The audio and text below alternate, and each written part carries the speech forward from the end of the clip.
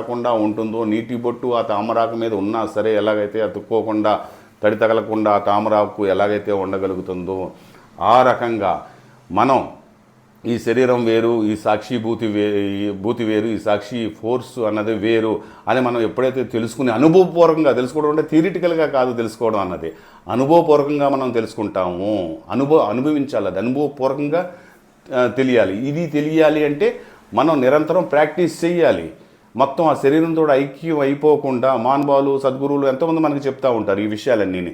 So ఆ విషయాలు తెలుసుకుని ఈ చెవితోటి విని ఈ చెవితోటి వదిలేయడం కాకుండా వాటిని మనం సాధన ద్వారా సాధించగలిగితే మనం సాధించలేదంటూ ఏది ఉండదు. సో దానికి మనం ప్రాక్టీస్ చేయాలి, మెడిటేషన్ చేయాలి. మెడిటేషన్ ద్వారానే ఎక్కువ సాధ్యం. మెడిటేషన్ అంటే మనం ధ్యానం అంటే తపస్సే. అలాగ మనం చేసుకుంటూ ఉండి ఈ మెల్లమెల్ల